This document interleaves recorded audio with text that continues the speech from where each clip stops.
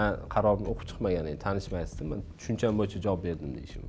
Ya'ni o'zini faoliyatiga taalluqli bo'lgan qarorni o'qimaganman yo'q, deysiz. Javashir aka, lekin buni bilmaslik havola javobgarlikdan beryapti, ozod qilmaydi-ku. Propiskasiga qarab taksichilik qilish masalasida suhbatlashamiz. Birinchi masala nimaga muhokamaga qo'yilmadi degan savol. Iqtisodiy muammolarga ega bo'lgan aholi qatlamini yangi iqtisodiy muammolarga ro'par qilish yo'lini ham tutdik-da. Nahotki konstitutsiyaga zid deydigan birorta yurist qolmaganmi ham deb o'ylaysizda? Ishsizlik, ichki migratsiya, iqtisodiy masala, daromad manbai, mana shularni inobatga olib javob berishlari kerak. Hozirgi mehnat vazirligi qanday xulosa bergani juda ham qiziqda. Qanday o'tib ketib qolyapti shunday qarorlar? Amerikada bemalol Uber'da ishlab yuribdi-da, o'zbekistonliklar O'zbekistonda taksichilik qila olmayapti deyishyapti-da. Eski zamonda shunaqa edi-ku. MyGo.uz'dan akkaunt egasi yozdi Twitterda. Rad javobini oldik boya debdi. Ya'ni vazir gapini keskin inkor qiladi bu holat. Yopiq uchrashuv o'tkazildi AOKda, jurnalistlar bilan ma'lumotlar berildi. Tonida, gap so'zni ohangida qanaqadir afsus, xato qaror ekanligini sezdingizmi o'zingiz? Yo'q, qaytangi noto'g'ri talqin qilindi Ya'ni deb sanlar aybdorsanlar. bizlarga ko'proq bosim qilishga harakat qilishdi-da. Blogerlar, ommaviy axborot vositalari qaysidir ma'lumotni xato qilib adashsa jazoga tortiladi, noto'g'ri ko'rsatma bersa bularga jazo yo'q. Muammo ham qachonki biz uni tan olganimizda hal bo'ladi-da. Qonunni buzmasa ham aylanib o'tish boshlanadi. Baribir kunni ko'rish kerak taksiz. Tizim ishlamasa bunaqa qaror yana chiqishi mumkin. Jamiyat loqaydlashadi. Loqaydlik o'z-o'zidan legitimlikni yemirilishga olib keladi. Xavotirli narsa shuki, bunday harakatlar to'xtamaydi. Agarda biz yog'li qilib nuqta qo'ymaydigan bo'lsak. Assalomu alaykum kunuz tomoshabinlari. Tahririyat doimgidek dolzarb mavzularda suhbatlarni davom ettiradi. Bugun kuni kecha keng muhokamalarga sabab bo'lgan propiskasiga qarab taksichilik qilish masalasida suhbatlashamiz. Buning uchun studiyamizga iqtisodiy tahlilchi Otabek Bakirov, huquqshunos Jamonsher Rustamov hamda yana bitta huquqshunosimiz, advokatimiz Komila Abdullayevani taklif qilganmiz. Assalomu alaykum, xush kelibsizlar. Assalomu alaykum. Jamonsher aka, shu umuman o'zi huquqiy jihatdan sharhlab bera olasizmi? O'zi nima muammo bo'lyapti, nima tushunmovchilik bo'lyapti? Xo'p, qarang, bu yerda masala nimada? Faqatgina huquq bilan bog'liq emas. Chunki siyosatshunoslikda shunaqa nazariya bor, istin nazariyasi, input va output, ya'ni kiruvchi va chiquvchi siyosiy tizimga kirgan ma'lumot qaror bo'lib chiqishi kerak. Bu holatda mana 200-sonli qaror bo'yicha talab yoki qo'llab-quvvatlash yo'q jamoatchilik tomonidan. Biz hozir chiquvchi ma'lumotni muhokama qilyapmiz. Buni natijasida biz hozir bunga hech qanaqa ta'sir o'tkaza olmaymiz. Ya'ni biz rasmiy ravishda talab yoki qo'llab-quvvatlash ma'nosida hukumatga hech narsa bermayapmiz. Bu bir tomoni. Endi ikkinchi tomoni qonuniy nuqtai nazaridan, xo'p, birinchi masala nimaga muhokamaga qo'yilmadi degan savol. 2018-yilda o'sha jamoatchilik nazorati to'g'risida qonun bor, normativ hujjatlarni regulationga qo'yish tartibi bor, bu bo'yicha belgilangan, prezident topshirig'i berilgan. Lekin nimagadir oradan taxminan 3-4 yil o'tgandan keyin davlat rahbari bu yilgi murojaatida ham yana bir marta aytib ketdi. Sizlar umuman qo'ymayapsizlar. Loyihalarni muhokamaga qo'ymayapsizlar deb alohida yana bir marta ham aytib ketdi. Yangi parlamentni tarkibiga murojaat paytida. Qo'shmay qilishdi. Qo'shmay qilishdi. Xo'p, qarang. 21-yilda adashmasam Adliya vazirligi bunga izoh bergan. Ya'ni bizda ko'payib ketdi, muhokama ko'payib ketdi. Shu sababli biz to'xtatishimiz kerak degan. Lekin o'sha 36-66-sonli hujjat bor. Bunda Adliya vazirligi to'g'risida, ya'ni vazifalarda belgilangan. Bu regulationga qo'yish vazifasi ham shu hujjatda ko'rsatilgan. Bunga o'zgartirish kiritilyapti-da, ijtimoiy, iqtisodiy masalalargina qo'yilishi mumkin degan joyi bor. Qoida tariqasida degan so'zni ham qo'shib ketishgan. Shu bilan shuni keyingi bandida anaqalar bilan, tegishli tashkilotlar bilan kelishilgandan so'ng kiritish ham mumkin degan joyi bor-da. Ya'ni men nima demoqchiman, agar masala ko'payib ketgan bo'lsa, muhokama ko'payib ketgan bo'lsa jamoatchilikda, shuni ijtimoiy-iqtisodiy munosabatlar qoida tariqasida qo'yilishi kerak degan o'rniga barcha davlat tashkilotlari, tegishli tashkilotlar bilan kelishilgandan so'ng qo'yiladi degan jumlani qo'ysa bo'lmasmi?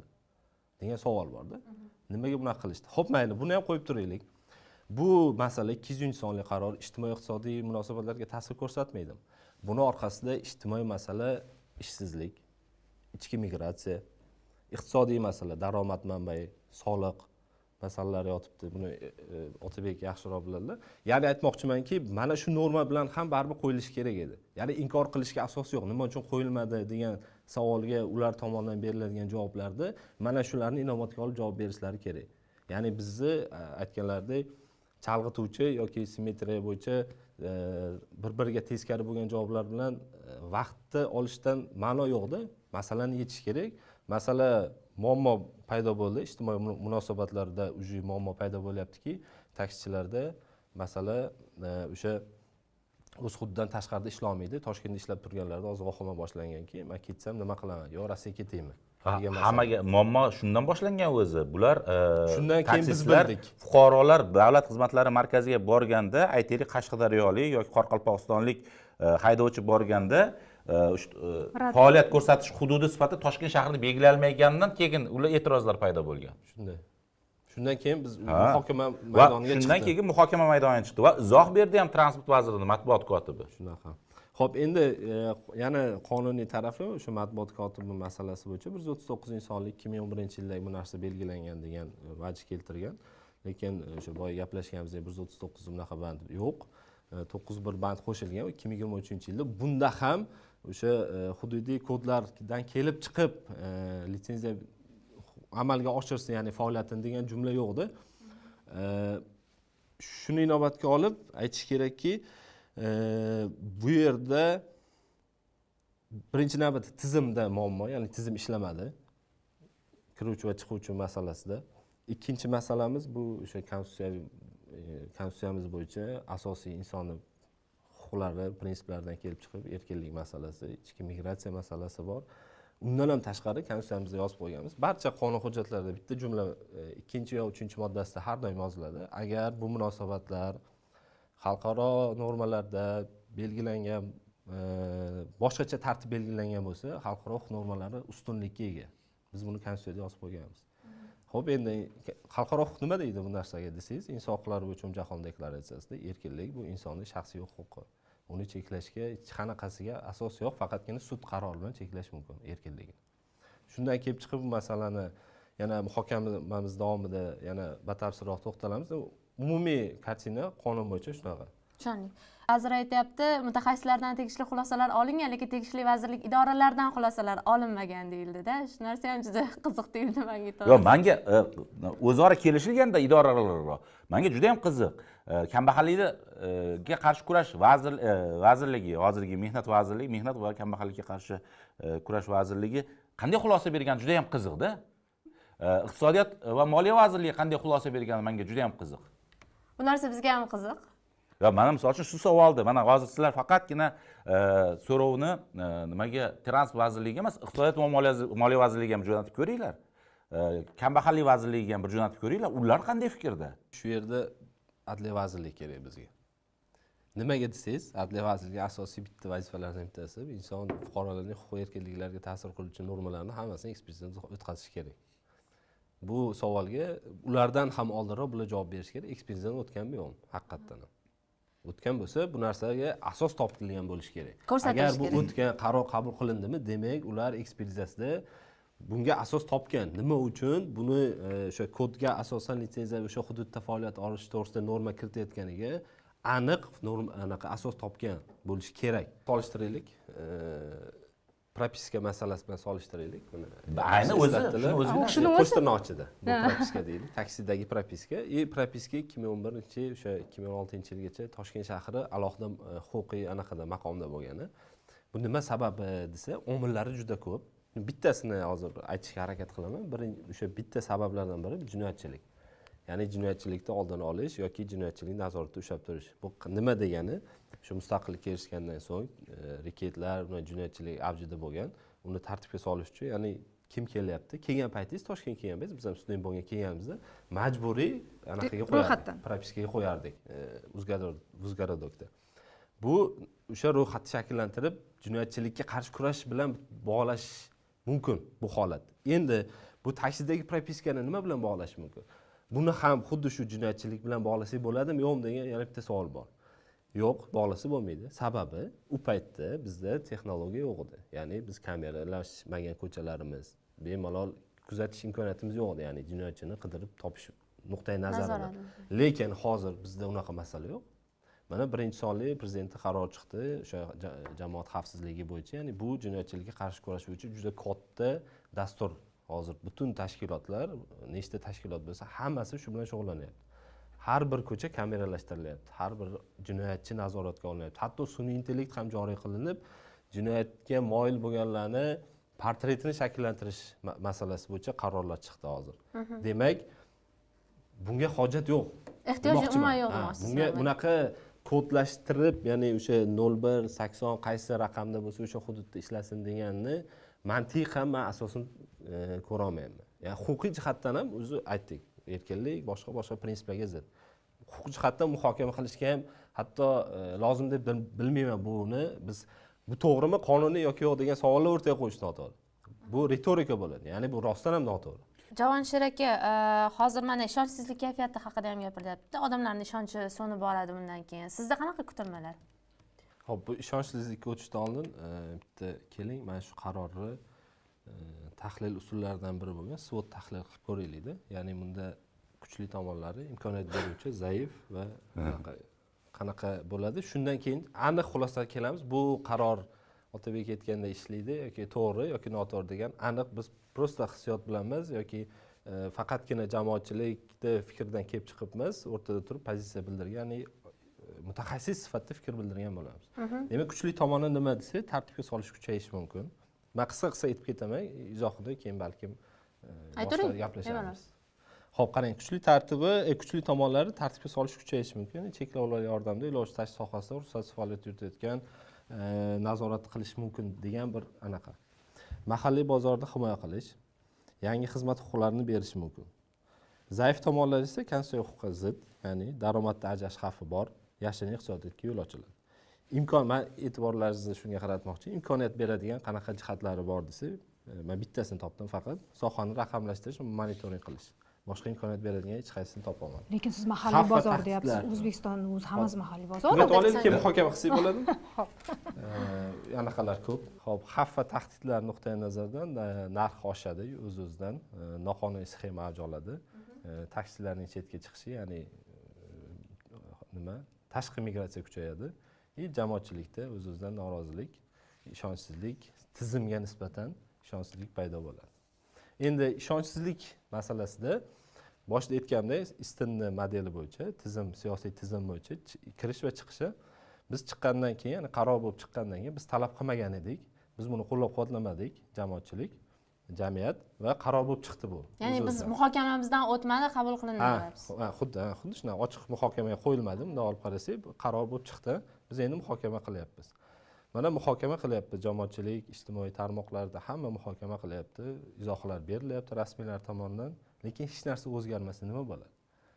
Siyosatshunoslik bo'yicha apatiya deydi, ya'ni ishonchsizlik paydo bo'ladi, loqaysizlik paydo bo'ladi jamiyatda. Bu jamiyatda loqaysizlik paydo bo'lishi tizimga nisbatan hurmatsizlik, qabul qilayotgan qaror hujjatlariga nisbatan hurmatsizlik, uni aylanib o'tishga, korrupsiya omillarini rivojlanishiga xizmat qiladi.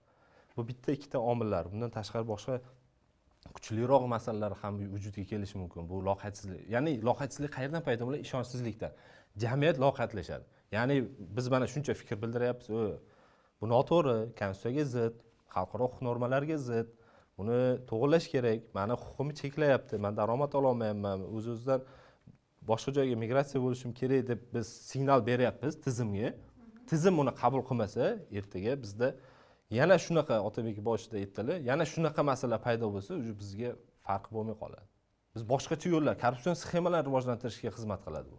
Loqaydlik o'z-o'zidan legitimlikni yemirilishiga olib keladi. Ya'ni legitimlik hukumatga bo'lgan nisbatan hurmatni yo'qolishiga olib keladi. Legitimlikni yo'qolishi beqarorlik yuzaga keltiradi jamiyatda.